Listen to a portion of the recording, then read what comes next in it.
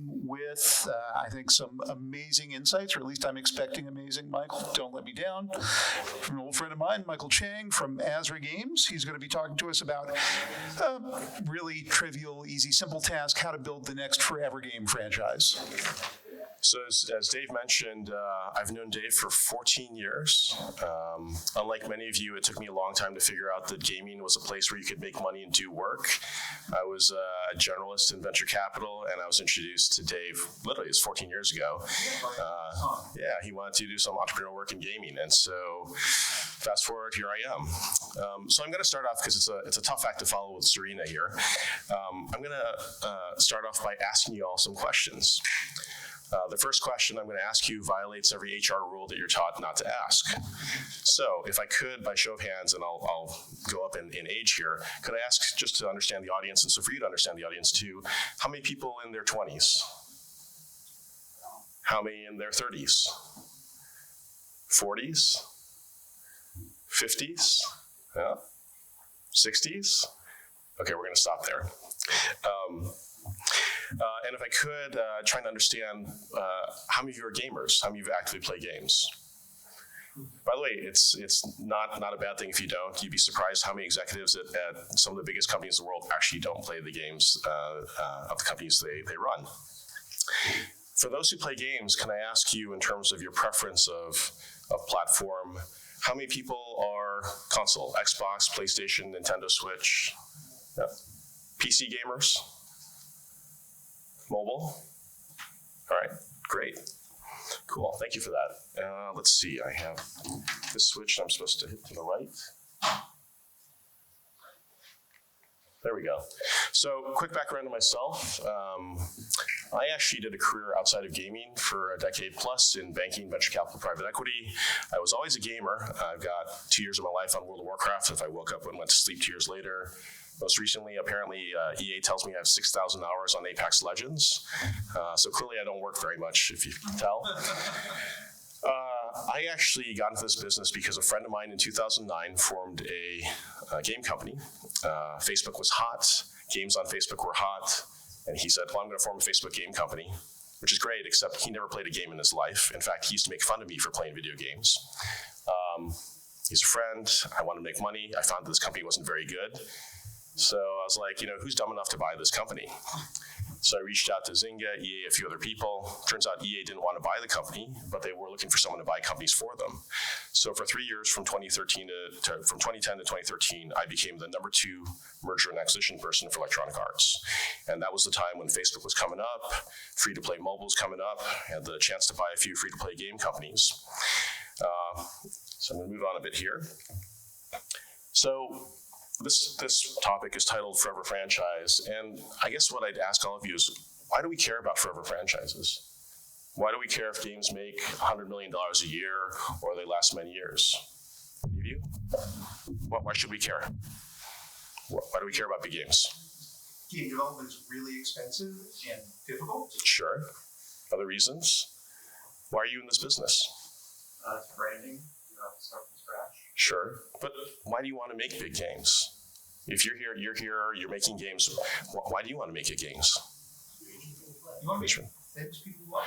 Yeah, ideally you're here in this business because you're trying to make games that you want other people to play, to have enjoyment from, maybe some level of pride that you make a game that everyone knows, creator of Minecraft, creator of Roblox, that sort of thing. And unfortunately, it is generally very expensive to make games now because this is not a cottage industry anymore. There are a lot of big players in the business. I'll tell a story here. I joined EA in June 2010. The first meeting I had was with a small Finnish game company that made a game about birds and pigs. Okay, and then later on, they shipped me out to Moscow to meet a team that made a game called Cut the Rope. It was Zepto Labs as a team. It was 2 brothers, an outsourced artist, and a music person. 4 people made that game. Okay. Back then, we were talking to them about sequels.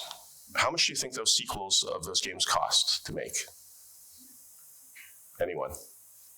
Throw out a number.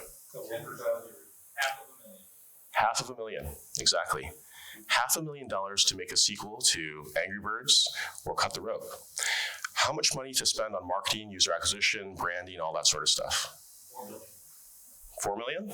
What else? 0. Apple featuring. That's it. We're going to spend no money on marketing, just get the game featured, get a bunch of installs.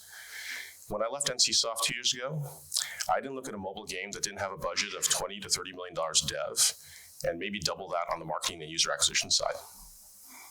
It's a very interesting time out there. Now, obviously, we hold up the indies as heroes. We aspire to make independent games that are popular and everyone loves to play them.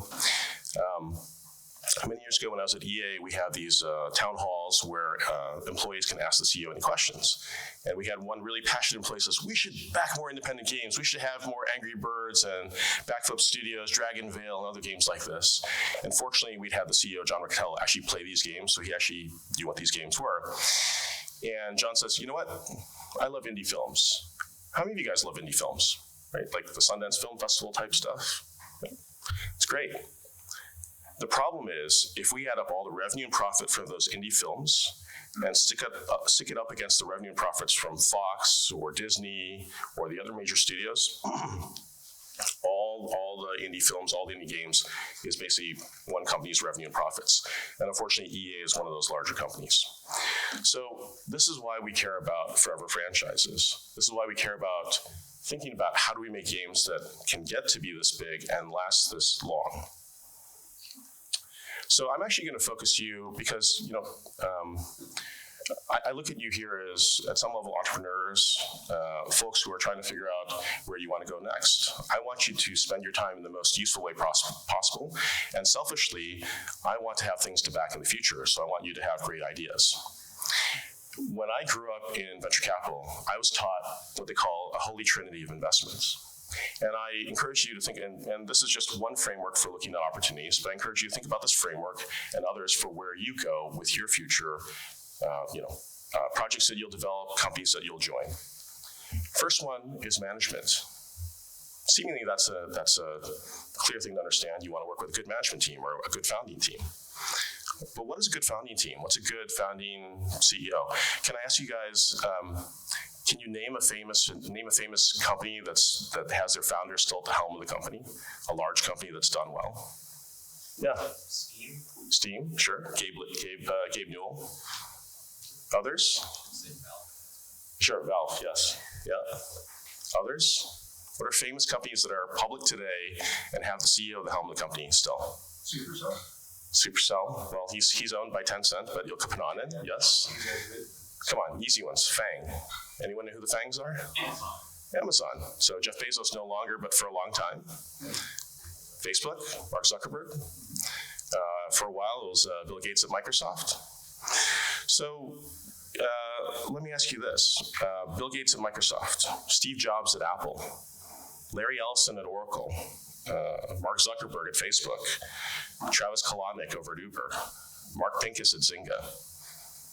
As they were building up their companies, did they have a nice, kind, gentle reputation? Were they known as kind, warm, fuzzy folks? Interestingly, they were not. And so when you think about management, sometimes you're thinking, I want clean-cut, nice, warm, kind, folks. Sometimes that may be the case. 99 out of 100 companies that I've backed to start, they say they're going to do this to start. They end up don't doing that. Sometimes you need someone who's a bit of a cockroach, who kind of pivot, hit a wall, spin around, repivot, figure out how to work in the market. So again, there's two types. There's some people who are amazingly nice, kind, and gentle, Ilkka Pananen from Supercell. There's some that are a little rougher around the edges, but both have their own kind of value here. You just have to decide who you want to work with. So again, management. Generally, folks like myself are looking for great teams who've done it before. Teams can adjust to changing market conditions. It could be experience, could be just great raw talent. Keep that in mind in terms of whether that's yourself or someone that you want to join. So again, this is a picture of a company that I'm working with now. It's called Azra Games. The company was founded by the CEO from my best acquisition at EA. We bought a company in Sacramento for $15 million.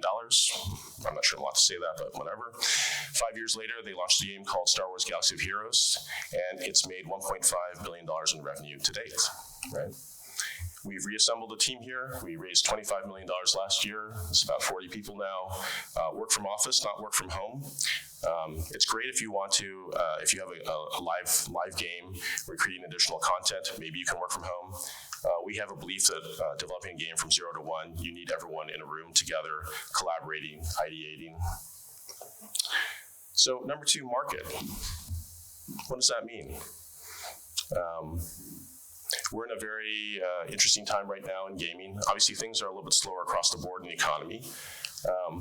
I'm looking for companies that can be leaders in small but rapidly growing markets, so that when bigger competitors understand there's a market here, when they come in, you can defend your position. They can't crush you, right? Looking at the pictures here today, we have Call of Duty, Battlefield, Halo. Do you want to make the next AAA shooter right now? Maybe, but it's an expensive place to be. How much do you think Call of Duty spends on development right now for their AAA game, for the next AAA game? $700 million.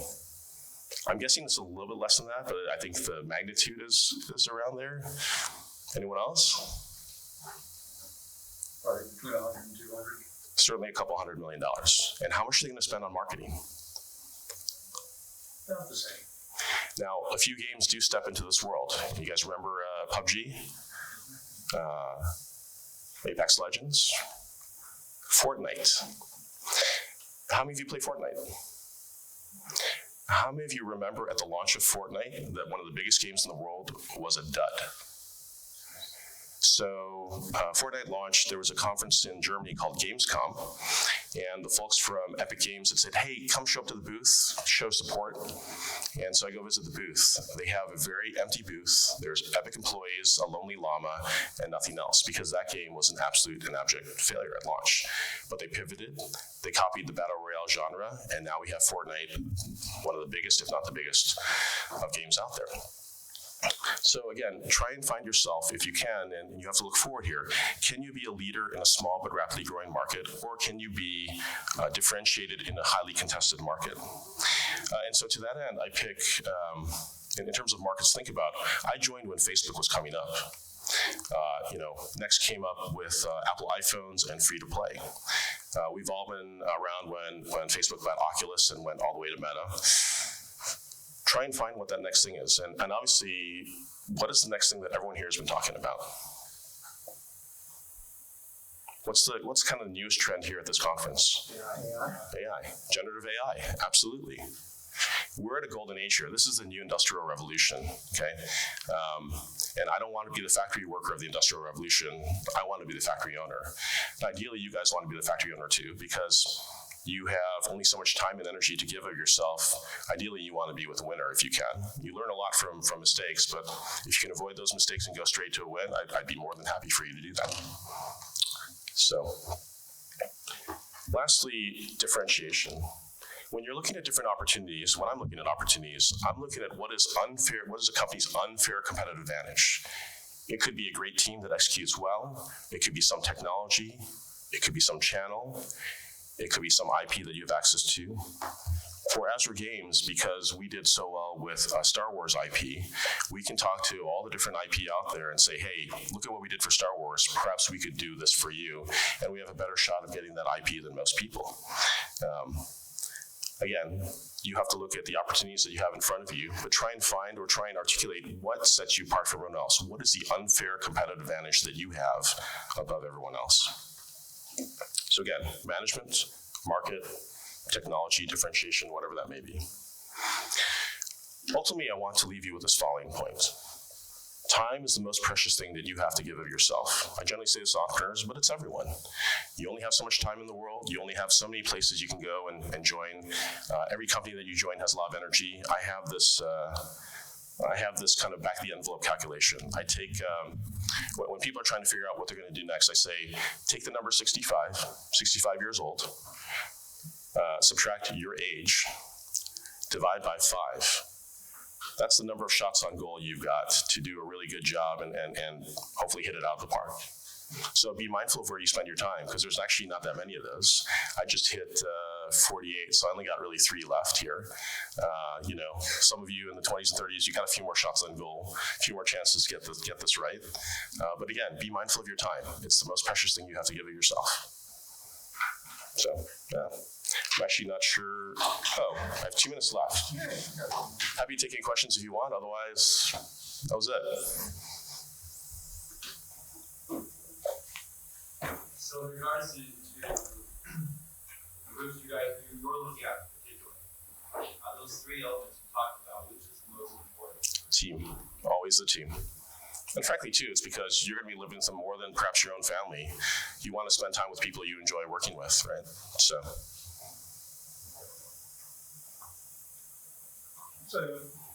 you mentioned AI, and this is being a pivotal moment. What's some of the more exciting stuff you've seen or thought about happening around AI in games, especially integration of AI? So I'm going to curse here. If anyone had told me that games today would be made with generative AI, like 2 years ago, I'd say you're full of shit, right? It's magic now to watch what can be done here with Midjourney and Stable Diffusion and the rest. So Azra has been adopting this well before everyone else, before the year ended. Picture, if you will, I can type on the computer, I want a ninja in feudal Japan. I want a ninja in King Arthur's time. I want a ninja with poison attacks. I want a ninja who uses shurikens, right? In the not so old days, frankly, very recently, a bunch of folks would go into a room, joff about what the perfect character would be, the right attacks, the right look, the right armor, the right feel. Today, the tools that Azra has developed, so we don't focus on the tools, we focus on the layer of intelligence about those tools, the 250 years of experience developing successful RPG games. But you type this information out and you get a ton of 2D art, characters that look great. Now, it's not 3D yet for us, but 2D, a 15-page backstory, and a list of suggested attacks. And now you can have designers sit in a room just assembling this all together. What took 5 days, 10 days, forever to make the perfect character? A fraction of the time, right? What does that mean? Does that mean we need less people to create the content? Or does that mean because everyone's gonna have that ability, we have to do better than everyone else, right? Sorry, out of time here, but something to think about, right? So, thank you, everyone.